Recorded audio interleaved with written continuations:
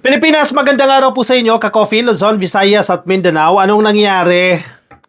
Senate Blue Ribbon Committee, bakit ninyo binawi yung invitation ng 18 Marites? Di ba DDS yung mga yan? Di ba nagagalit kayo noon kay Panfilo Lacson?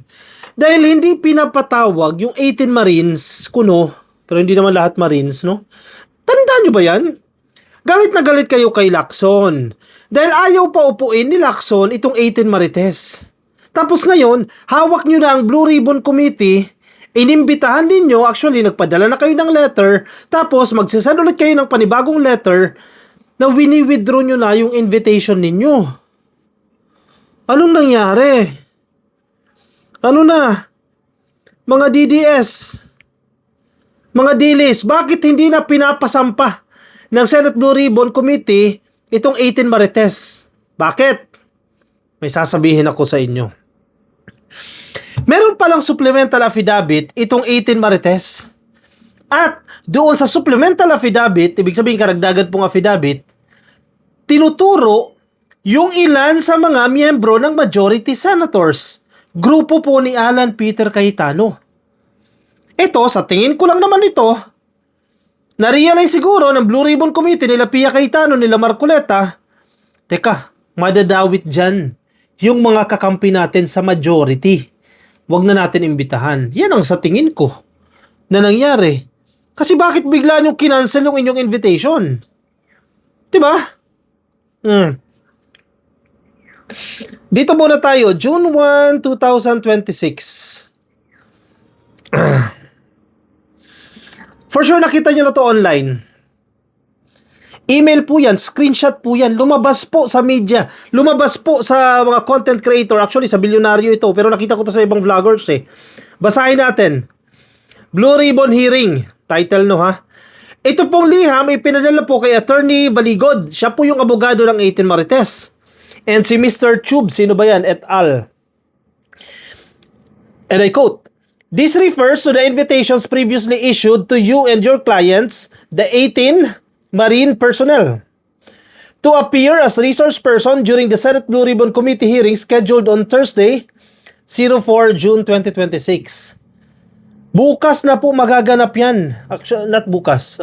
Thursday. Sa Thursday na po magaganap yan. All of a sudden, bigla kayong sumulat na hindi na namin kayo iniimbitahan. Please be informed that upon the directive of the chairperson, Senator Pia S. Cayetano, the said invitations are hereby withdrawn. For your information and appropriate guidance. Thank you."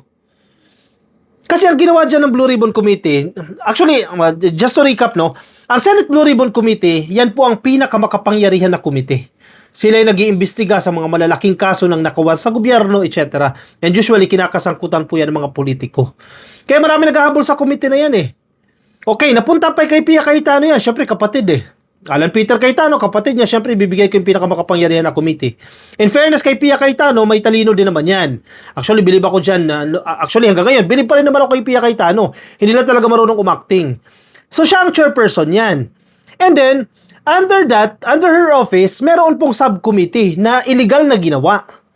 Hindi po yan dumaan sa plenaryo. Sinabi na nga ni Tito Soto yan eh. Dapat dinadaan sa plenaryo yan. Napag-uusapan yan ng iba pang mga miyembro ng Senado. Hindi lang na ginawa ni Cayetano, gusto ko gumawa ng subcommittee.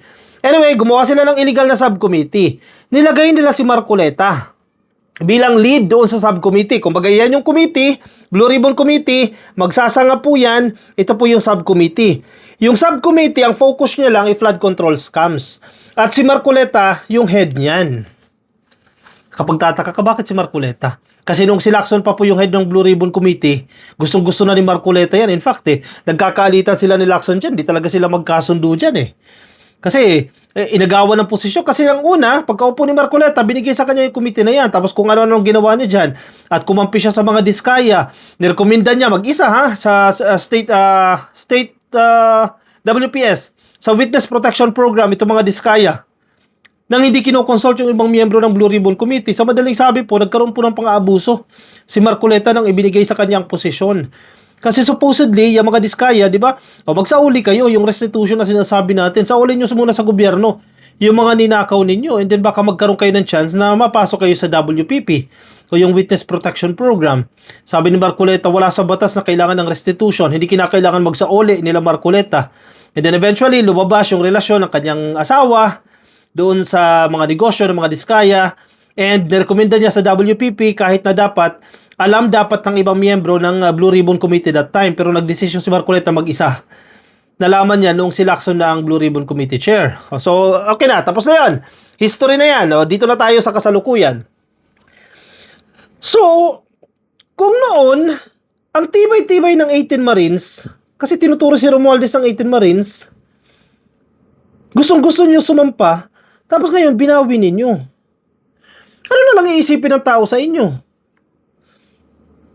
Kasi hindi tutunog o hindi tutugma doon sa narrative na gusto nyo palabasin, kasi nakita nyo siguro yung supplemental affidavit na may mga kasamahan kayo dyan na madadawit. Kaya binawi na lang namin. So ano pala tong 18 Marites na to?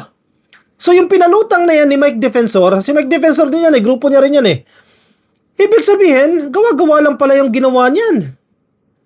Yung lumabas sila sa media, nagpa-press con pa sila, in fact social pa yung press con sa Club Filipino pa, nagpa-interview pa sila sa kung saan-saan, yun pala, kalokohan lang pala yun. Kasi even yung Senate leadership ngayon, particularly dyan sa Blue Ribbon Committee, hindi tinatanggap na ito mga sinasabi ng 18 Marites. Nabubulgar kayo ngayon. Kayo magkakakampi, hindi na kayo magkasundo-sundo. Ano sasabihin ni Mike Defensor? Teka, yung mga talents ko, biglang hindi sasampa dyan sa Blue Ribbon investigation. Sayang yung efforts namin, pinalabas-labas namin yan. Kumanta na yan, yun nga bali nga yung kanta Second, natatandaan ninyo, si Rimulya mismo, si Ombudsman Boyeng Rimulya, sabi niya, yung ibang mga pictures doon sa maleta na pera, panahon pa po ni Lord Velasco, panahon pa ni Digong.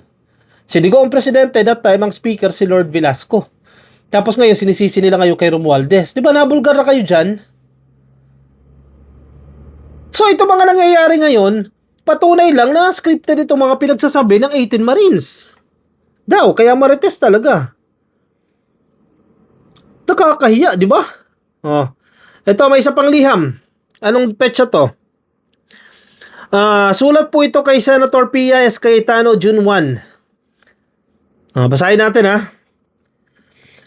Republic of the Philippines, Senate Pasay City, Committee on Accountability of Public Officers and Investigations, so yung Blue Ribbon. Attorney Levy Baligod, naka-address ito kay Attorney Levy Baligod, no? At yung kanyang address. Senate Blue Ribbon Committee Investigation. Motu proprio inquiry in aid of legislation on the Philippines underwater. Ulit nga, ang gulo ko magbasa. Sorry. Take two. Motu proprio inquiry in aid of legislation on the Philippines underwater. Yan po yung tawag sa investigasyon na yan. Or on the reported malfeasance, misfeasance, and nonfeasance on flood control projects from 2022 disproportionately awarded to 15 companies identified by President Marcos Jr. in a press conference dated 11 August 2025. Privileged speeches of Senator Panfilo Lacson entitled Flooded Gates of Corruption and Flooded Gates of Hell, delivered on 20 August 2025 and September 9, 2025 respectively. Background lang ito basahin natin para may konteksto tayo, no?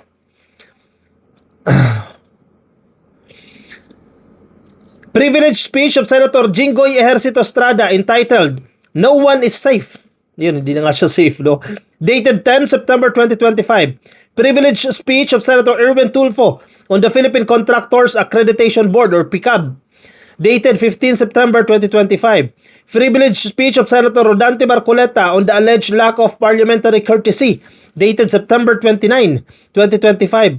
Proposed Senate Resolution Number 317, a resolution directing the appropriate Senate committee to conduct an inquiry in aid of legislation into the alleged money delivery scheme involving former military personnel employed by Zaldico and the reported cooperation of certain government officials with the International Criminal Court. filed by Senator Amy Marcos on 25 February 2026 in the privileged speech of Senator Rodante Marcoleta on the video statement of former Speaker Martin Romualdez dated May 4, 2026. Yun, background. Kumbaga, ito pong investigasyon na pinaghuhugutan in aid of legislation ng Blue Ribbon Committee ay yung mga nasabi ko. Mga privileged speeches, yung sinabi ng presidente, etc. Background lang po yan. Okay, ito na. Ito na yung liham. Dear Attorney Baligod and Mr. Chub et al. Ibig sabihin ng et al. And others, no? Greetings. Concerning the above captioned matters, yung sinabi ko sa inyo kanina, yung isa-isa ko, the Senate Committee on Accountability of Public Officers and Investigations, or Blue Ribbon, respectfully requests your presence, kasama si Attorney Baligod, and its 9th public hearing on Thursday, June 4, 2026 at 10 a.m. at the Senate Session Hall, 2nd floor, Senate of the Philippines, GSIS Building, dyan po sa Pasay. We invite Attorney Baligod and the former enlisted personnel of the Philippine military who have represented to have personal knowledge on the above captioned matters. Sino-sino po yan? Pinangalanan po yung 18 Marites na iniimbitahan dyan. Kindly submit your notarized affidavits, individual and otherwise, or on or before Wednesday, June 3, 2026, and or grant access to all of the following. Yan po yung mga email address na dapat po mag-grant ng access doon sa mga digital copies na po yan by June 3, on or before. So ito na. Siguro, nabasa ng Blue Ribbon Committee yung supplemental affidavit, yung previous affidavit, and then they conduct a vetting process. Kung chinek nila, oy, nagsasabi kaya ito ng totoo. Yung simpleng ganun lang na proseso, o baka naman ito nagsisinungaling. Or yung mga statement niya, kung i-corroborate mo sa ibang detalye, halatang nagsisinungaling ito. Siguro, na-realize nila, naku, niloloko tayo nitong 18 Marites na to. O wag na natin imbitahan yan kasi gugulo lang yan. Panggulo lang yan. Sasayangin lang oras natin yan. Yun ang realization. Ngayon, balikan natin yung mga DDS na nag-i-insist na dapat sumalang. Si Marcoleta halimbawa, ikaw nag-i-insist na dapat isalang yung 18 Marites na yan. Si Mike Defensor, si Attorney Baligod, kayo yung nagsasabi na dapat isalang yung 18 Marites ninyo. Nung panahon ni Lacson, ngayon panahon nyo na, bakit ayaw nyo isalang? Oh, sino madumi ngayon? Sino mukhang madumi ngayon? E di kayo din. Yung kampo nyo mga dilis, nahuhuli kayo sa sarili ninyong mga kagagawan. Ay, nako. O siya, i-komento po ang inyong opinion, reaction dyan sa comment section. Para mabasa po ng iba natin mga ka-coffee, pabagsak na talaga itong mga dilis na to eh. Itong majority senators, unti-unti na kayo nauubos dyan po sa Senado dahil kayo din po ang may kagagawan. Mga nasa Facebook, baka di pa po kayo naka-like and follow, please. Like and follow YouTube, subscribe na po kayo. TikTok, subscribe na rin kayo. At magkita-kita tayo mamaya. Alas 4 po ng hapon hanggang alas 5. Siyempre, Abante Bisaya, kasama natin si Mima Alicia sa Facebook ko, sa YouTube ni Mima, at sa YouTube ko rin. See you later ka-coffee. Bye-bye.